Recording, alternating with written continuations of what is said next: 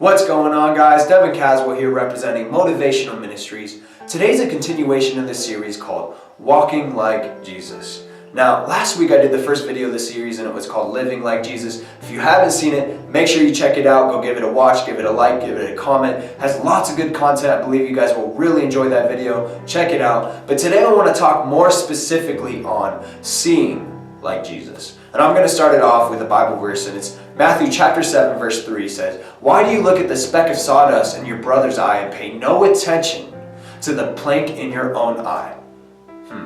That's a question. Why are we so quick to lift ourselves up, to think we have everything figured out, to think our lives are perfect, yet when we come to viewing other people's lives, we see their insecurities, their problems, and their issues, and we're quick to judge them for that. That's why people feel like they need to portray such a perfect life on social media. It's because we live in such a judgmental society. I'm here to tell you, it is not your place to judge. That is God's job. So stop judging people and start showing the love of God, because that's what Jesus did. Jesus never overlooked anyone. See, I want to share two specific stories with you, and they're both from Luke chapter 18. And the first one is about the children and Jesus. And what had happened is parents were bringing their children to Jesus, wanting him to pray for them. And immediately the disciples start rebuking these people. And Jesus says, "Stop, do not hinder them, let them come to me." And they come to him and he gives them a hug. And he embraces them with his love. The second story is as Jesus is headed into Jericho, there's people leading the way for him. And there's a blind beggar on the side of the road. And he hears people talking about Jesus. And the blind beggar knows about Jesus because he's heard stories about him. And out of desperation, he cries out to Jesus, wanting healing. And Jesus could have easily overlooked this man. He could have just kept on walking. But no, what he does is amazing. He says, "Stop. Bring that man to me." So they bring this blind beggar to him. And the question that Jesus asks to this man is amazing. And I think it's often overlooked. And he says, "What do you want me to do for you?" Sometimes we're asking Jesus the question, "God, what do you want me to do for you?" But Jesus is here to ask you today, what do you want me to do for you? We get so caught up in serving him that we forget that he's here to serve us, to work alongside us, to work with us, through us, in us, to help further impact the kingdom. Something to think about. But what ends up happening next is the blind beggar responds saying, "Free me of my blindness." And Jesus prays for him and heals him. And he gets up and he rejoices and tells all sorts of people about it. It's an awesome story. But the point is, Jesus could have overlooked that man. He could have said, "I'm too good for him. I'm the Messiah. I don't got to stop and talk to this blind beggar. Who is he?" But he didn't overlook him. He didn't overlook the children. He was dedicated to show the love of God. In fact, Jesus would seek people out. He would travel from city to city, preaching and teaching and performing signs and wonders and pouring into his disciples and showing the love of God, the love of the Father, everywhere he went.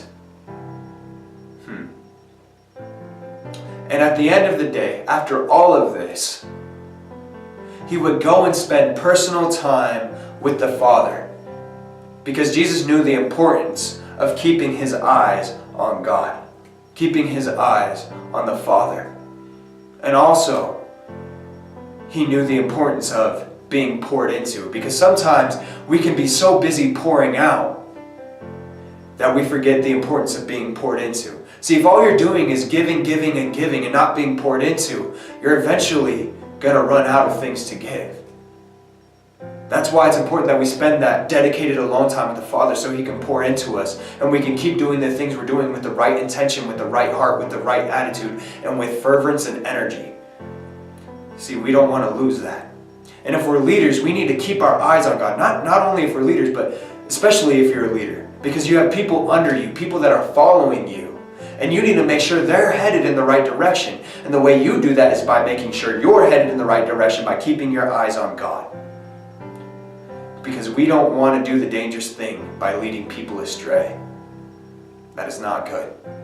And if you don't think you're a leader and you're not in a leadership position yet, I'm not saying this message isn't for you, because you need to make sure that your heart and your mind is set in a divine direction and keeping your eyes on God.